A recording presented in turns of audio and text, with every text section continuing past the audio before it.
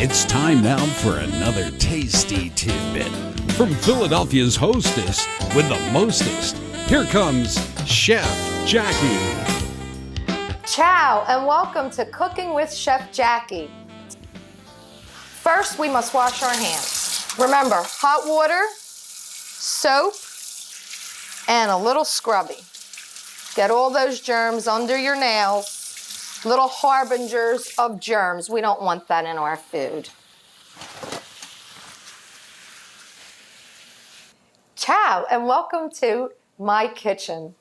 We're cooking with Chef Jackie today, and we're cooking from my home kitchen. And I'm gonna give you one of my recipes, one of the family's recipes that I just invented one day when this is what I had in my refrigerator, and it's now turned out to be the family favorite. So I'm gonna make it for you. And it's one of those dishes, like if you have 20, 30 minutes, perfect timing. By the time your pasta is cooked, the whole sauce comes together. What I love about this sauce is the diversity. I'm using tomatoes today, spinach, garlic, Parmesan cheese, and some heavy cream. You can omit the heavy cream and just do it that way. Just leave it with those ingredients, or you can put it in and make some nice creamy sauce. You can use any kind of tomato you want. Don't like spinach? Try Swiss chard. Don't like Swiss chard? Throw some asparagus in there. It is basically whatever you want to do. And today we are going with a gluten-free recipe. This spaghetti, believe it or not, is gluten-free. I have an aunt who's a celiac, and Aunt Ruthie cannot have spaghetti, regular spaghetti. Can you imagine in an Italian house not being able to eat spaghetti? What a shame. So I immediately went out and tried to find some really good pastas that are like that. Some of my favorites are the ones that are made from quinoa, and that's spelled Quinoa. I know, you're probably looking at that all the time and saying, how do you say that? It's quinoa. That is a super grain. Tons of protein, so you don't have to worry about missing the protein because you're not eating fish or meat.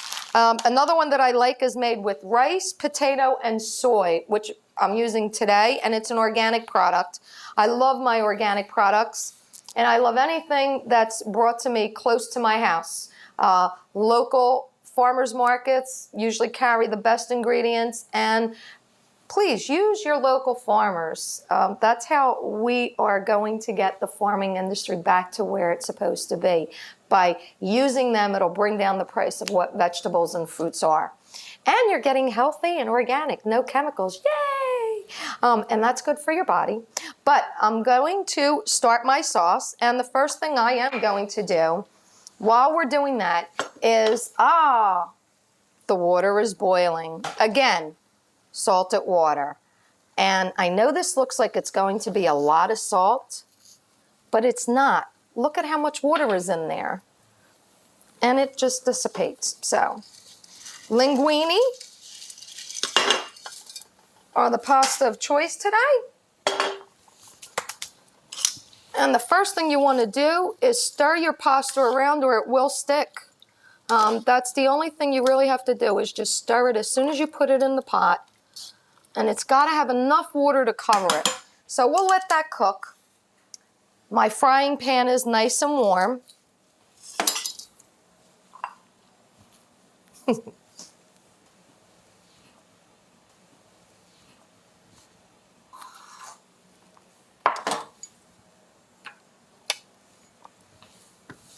I'm going to show this to you because it's really an easy way to deal with garlic.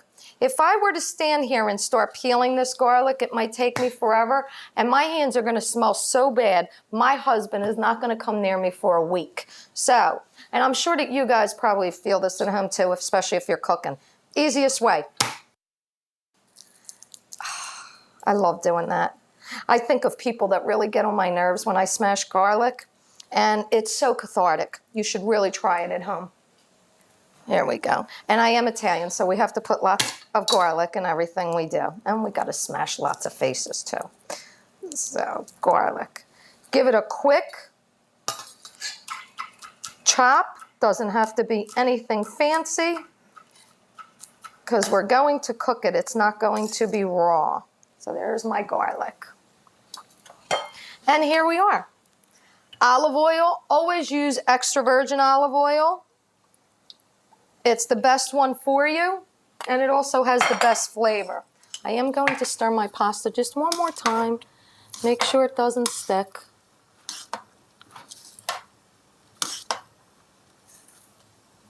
There we go. Okay, nice and hot. Put our garlic in.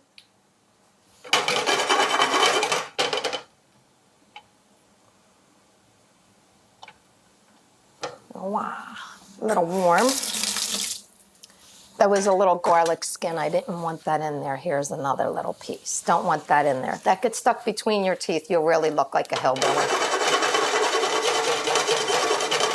See how that's sizzling up? If you could only smell that right now. Oh my gosh, it is so good. Heavenly. And you just want to cook it a little bit. You never want to burn your garlic because it would just taste awful. Burnt garlic is one of the worst tastes I have ever encountered in my chefing life. There we go. Beautiful. And when you smell it and it's just a little golden brown, that's when you can add your tomatoes. And today I'm using some beautiful heirloom tomatoes. And I'm going to put this up on high. Pinch. Did you see that? Just a pinch of salt and a little bit of cracked pepper. And this is going to cook down. This is going to cook a little bit while my pasta's cooking, and you'll have a sauce within 15 minutes. I always like to help out my little tomato friends. Cherry tomatoes work really good in this. And I just like to push the skins down so it releases more of that juice faster, because I like to cook fast, quick. Sometimes I come home at 5 o'clock and dinner needs to be on the table by 5:30 because the kids have sports. So this is one of those quick dishes that you can help move along. Pasta smells good too.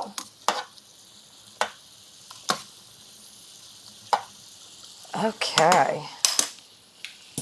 Now, as you can see, a nice little tomato sauce is forming here. This is so good. So, so good. This is what I mean by pushing down. See how it just like purees that? Because once the flesh starts to cook, it becomes so, so soft. And that's how they make tomato sauce. This is what I'm making, a fresh tomato sauce. And it's going to be almost an orangey color because of the yellow tomatoes mixed with the red ones. Oh, I wish you could smell this. All right. Let's taste pasta like an Italian. Almost done. What I love about these quinoa pasta grains and the rice and the potatoes, they actually taste very similar to spaghetti. And that's a really hard thing to do because I've noticed that some of them are a little crunchy, the texture is not the same. The quinoa one and the potato, rice, and soy really, really have hit the mark as far as that spaghetti taste. My uncle, who's Italian, eats quinoa pasta. So if an Italian is eating it, you know it's good. Even though the Chinese invented pasta, the Italians perfected it. Okay. Beautiful, beautiful. At this point, I'm going to throw in my spinach.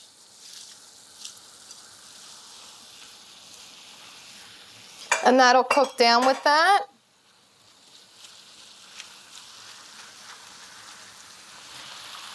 A little pinch of salt for the spinach. Another layer.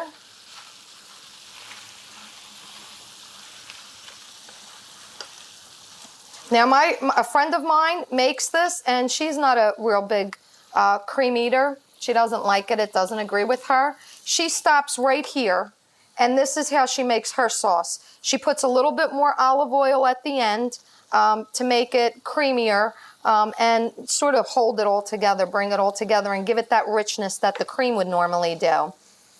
But not me. I'm bad. I like it all. This is something that I enjoy making. I think a little bit of cream once a week is not going to hurt you. Doesn't mean you would eat it every night though.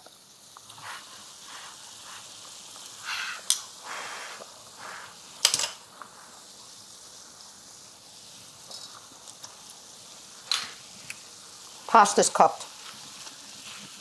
And the sauce is almost there.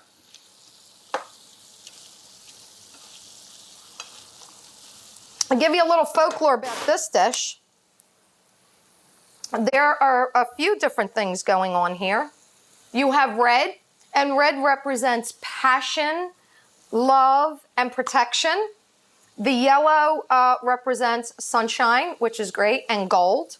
The green represents money, and the garlic is protection too. So while you're eating this dish, the energies that come from it are love, money, and we can all use more of that, and passion and protection. This is an awesome dish.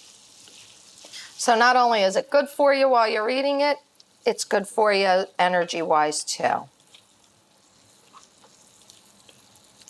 I love this dish. It's multi-purpose, and if you make a lot of it, you can keep it and send it with the kids for lunch. If you don't put the cream in it, you don't even have to refrigerate it. And it happens to be one of the kids' favorites. So this is a kid-friendly dish, if you will.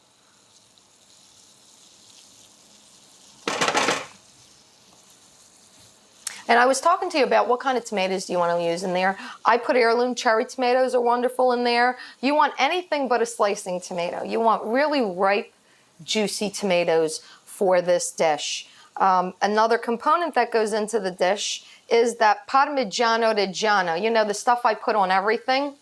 We're going to finish it off with that and a little bit of cream. And if you have any herbs in the garden like basil, you might want to throw that in there too. That'll give it just that little bit of Italian touch, which is really, really good. And the kids like that herb too. Okay, our sauce is almost done now. I am going to add our cream.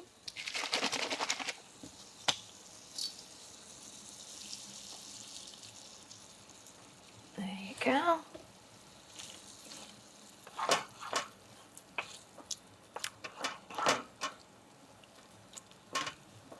Lovely, lovely. See how that cream just like automatically thickened up that sauce? How pretty is that? How pretty is that? I'm very proud when I put this dish on the table.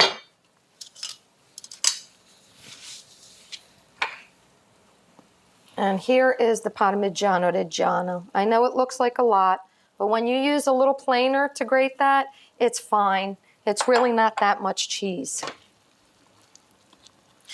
And here are a few more tidbits when you're cooking pasta. Never throw the water away. Why? It's a natural thickener. Whatever pasta you cooked in there, either it's rice, corn, soy, even when it's wheat, they're natural thickeners in the water. So if your sauce gets a little dry, you just put some of that sauce, some of that water in there, and that'll help. Chefs really love to put the pasta right inside their dish. This way you can coat it and cook with it instead of just putting the pasta in a plate and then putting the sauce on top. That's a little trick that we do.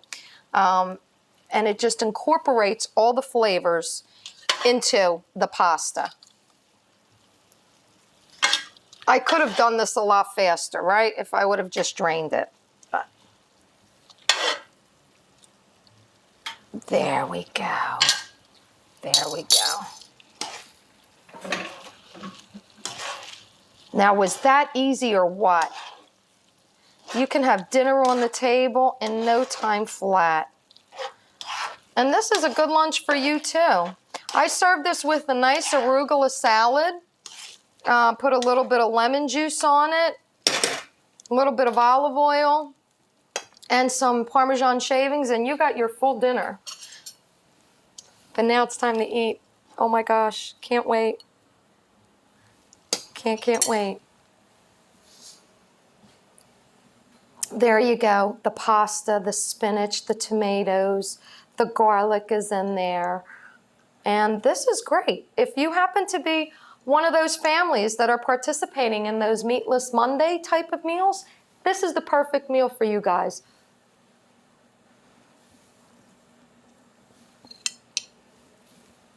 Needs cheese. Oh, let's try that again. Delish. And it's really light. Believe it or not, the sauce is light.